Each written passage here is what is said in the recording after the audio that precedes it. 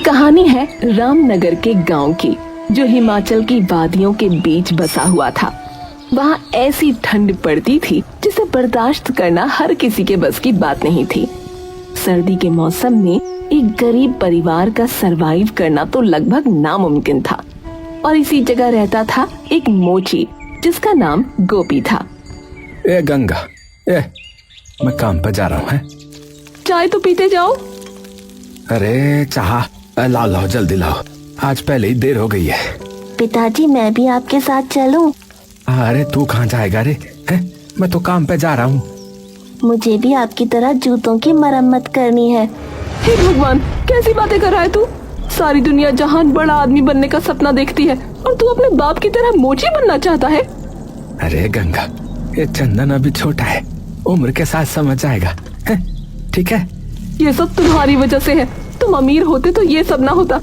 वैसे भी सर्दियाँ आ गई हैं, गरीबी का असली मजा तो अब आना शुरू होगा, क्योंकि बर्फबारी शुरू होने लगी है। फिलहाल अब जाओ यहाँ से, इससे पहले कि मुझे और गुस्सा आ जाए। अरे ठीक है बाबा, जा रहा हूँ। गंगा हमेशा गोपी को उसकी गरीबी का ताना देती रहती थी, पर गोपी बहुत सीधा था। वो उससे कुछ नहीं कहता था, लेकिन उसकी दिक्कत बस यहीं तक नहीं थी। वो जब बाहर निकलता था तो उसके साथ उसकी कथित तौर पर छोटी जाति की वजह से भेदभाव भी होता था। जूते चप्पल की मरम्मत करवा लो भाई साहब।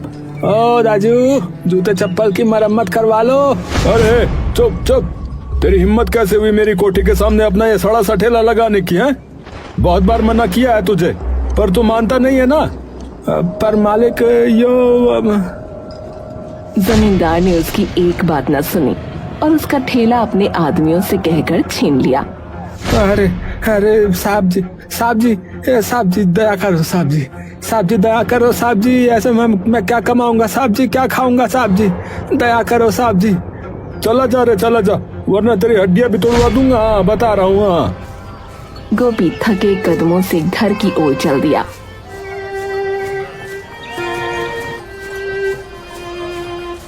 आसमान से रुई जैसी बर्फ धीरे धीरे गिर रही थी। उसकी फटी चप्पलों में बर्फ घुसकर पैरों को सुन्न कर रही थी, पर उसके दिल में जलती हुई आग उसे ठंड महसूस नहीं होने दे रही थी। भगवान, मैंने किसी का क्या ही बिगाड़ा था? मैं तो बस मेहनत ही करता हूँ, फिर भी सब मेरे दुश्मन क्यों हो रहे हैं? उसकी आंखों के कोने भीग चुके थे। वो धीरे धीरे अपने छोटे से टूटे झोपड़े की ओर बढ़ा। झोपड़ी से धुआं नहीं उठ रहा था, मतलब चूल्हा ठंडा था।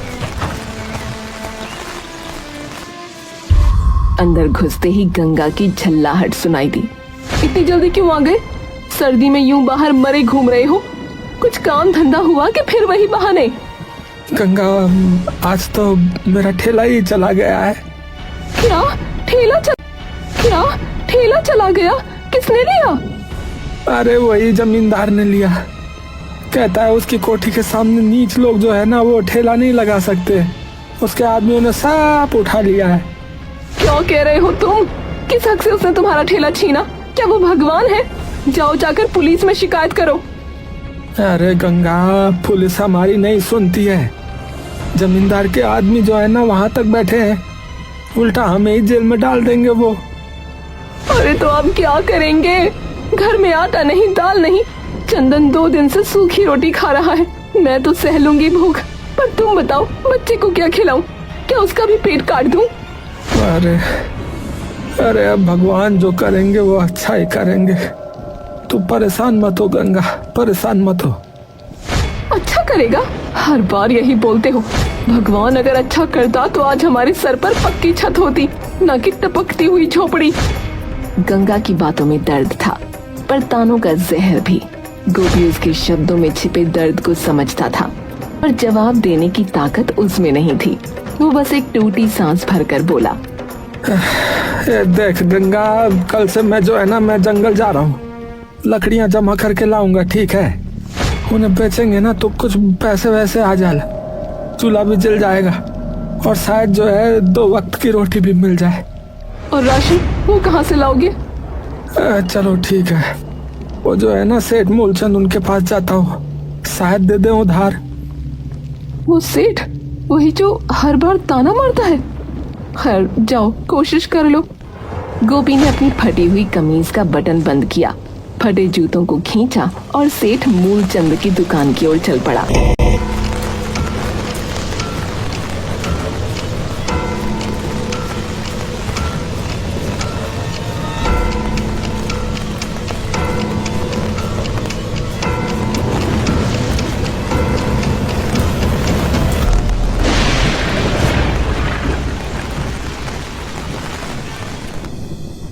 सेठ जी प्रणाम साहब जी।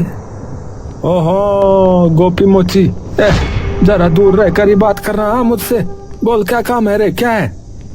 साहब जी वो घर में ना खाने को कुछ ही नहीं है। थोड़ा सा जो है वो राशन वासन मिल जाता तो थोड़ा गुजारा चल जाता है साहब जी। महीने के आखिर में चुका दूंगा साहब। अरे उधार तुम जैसे लोग तो जो है बस भगवान भरोसे रहते हैं रे, हैं? लेकिन चलो कोई नहीं कोई नहीं, एक शर्त पे दूंगा। हाँ एक शर्त पे। क्या क्या शर्त है साहब जी? देख ऐसा है, अपना तू घर ना जो है वो मेरे नाम कर चल, बदले में तेरे को फिर जितना राशन चाहिए वो ले जा तू यहाँ से। जब तक जियो, जब तक जो करना है करो, तब तक खाते रहना फिर, ठीक है? घर मेरे नाम कर फिर चल। है घर पर साहब जी वो तो मेरा एकमात्र आसरा है, वो दे दूंगा फिर मैं कहाँ रहूंगा? अरे तू बचेगा तो ही तेरा आसरा तेरे काम आएगा कि नहीं आएगा? है ठंड में मर गया है तो घर की जरूरत किसे पड़ेगी? बोल बोल। गोपी सोच ले, हाँ ये मौका जो है ना बार बार नहीं मिलेगा। हाँ सुनहरा मौका है ये। गोपी कुछ देर तक खामोश खड़ा रहा। उसकी आंखों के सामने गंगा और चंदन का चेहरा घूम रहा था। पेट की भूख और जरूरतों का बोझ उसके आत्मसम्मान से भारी पड़ गया। उसने कांपते हाथों से सेठ के कागज पर अंगूठा लगा दिया। ये शाबाश। अब तू जो है ना ये दुकान गोदाम से जो है जितना राशन चाहिए ना उठा ले, ठीक है? ले जा, जा। थोड़ी देर बाद गोपी थैला भर राशन लेकर घर लौटा, लेकिन गंगा तो सच्चाई जानते ही तुनक पड़ी। क्या तुमने हमारा घर उसके नाम कर दिया? गोपी तुम्हें समझ नहीं है क्या? वो सेठ बड़ा चालाक आदमी है, वो तुम्हारे सर से छत खींच लेगा। गंगा राशन तो देखो कितना सारा लेके आया हूँ, है? चंदन जो है अब भूखा तो नहीं सोएगा, थोड़ा सा बेच देंगे तो पैसों का जो है वो भी इंतजाम हो जाएगा। तुम भरोसा रखो सब ठीक हो जाएगा रे। ठीक? तुम्हें लगता है कुछ ठीक होगा? मुझे लगता है ये सेठ हमें बर्बाद कर देगा। अगले कुछ दिन राशन से घर चल गया।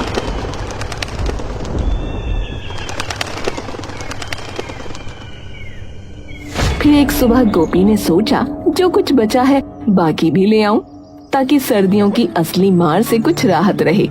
वो सीधा सेठ मूलचंद की दुकान की तरफ चल पड़ा।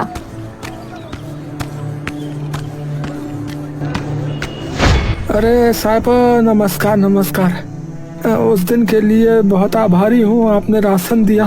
साहब अगर थोड़ा और राशन मिल जाता तो थोड़ा और दया हो जाती, घर में जो है कुछ नहीं बचा है।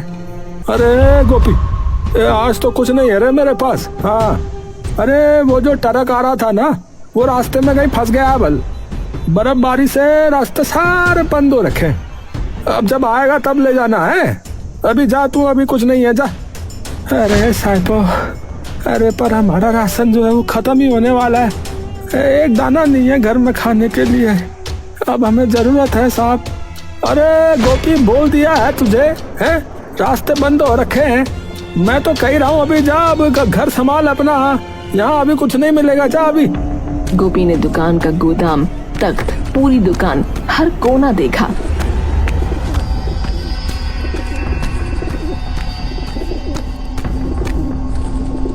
सचमुच राशन कहीं नहीं था। उसकी आंखें झुक गईं। वो उदास और भारी मन से लौट पड़ा।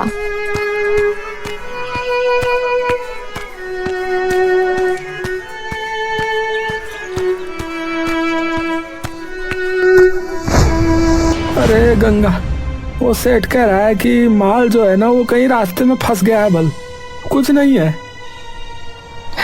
देखा, मैंने कहा था ना तुमसे, वो सेठ कितना चालाक है। पहले तो घर मांग लिया, अब राशन का बहाना बना रहा है। मैंने कहा था ना, ये आदमी कमीनों का राजा है। ए गंगा, तुम मत हंसो, बस मैं हाथ जोड़ रहा हूँ। ये बात पेट की है। हाँ, पेट तो पेट काट लो तुम हमेशा कुछ न कुछ उम्मीद जता देते हो। अब तुमने घर भी दे दिया। हे भगवान, चंदन की तबीयत भी ठीक नहीं है, बताओ क्या करें। कड़वी हंसी और शिकायतों ने घर को घेर लिया। गंगा उस पर टूट पड़ी, प्रश्न, ताने, दर्द सब एक साथ। चंदन, जो अपनी छोटी आंखों में बेबसियत लेकर खड़ा था, अचानक रो पड़ा और उसके छोटे छोटे शब्द घर की दीवारों में गूंज गए। मम्मी, पापा ने तो घर बेच दिया। क्या अब हम सच में बेघर हो जाएंगे? चुप कर बेटा, ऐसी बातें मत कर। तुम बड़े होकर कुछ बड़ा बनोगे, पर तुम्हारे बाप को मैं कभी माफ नहीं करूंगी। ए गंगा, घर का जो थोड़ा बहुत राशन बचा है उसे आप बेच देते हैं, पैसों से कुछ खाने का इंतजाम कर लेंगे, और जो है ये चंदन की दवाई का भी। जो तुझे सूझता है वही कर ले, मुझे कोई मतलब नहीं रहा अब। तुम तो चाहते ही हो कि हम मर कर जाएं। गोपी ने मुंह पर ठोस लकीर ले ली और बचा हुआ छोटा सा पर्चा कुछ आटा दाल का हिस्सा लेकर बाजार की ओर निकल पड़ा। जब वह बाजार जा रहा था, तभी गांव वाले उसे घेर लिए और कहने लगे, अगर यह मोची हम अमीरों के साथ रहा, हम ही लोगों की बेइज्जती होगी, इसलिए इसे इस गांव से भगा दो।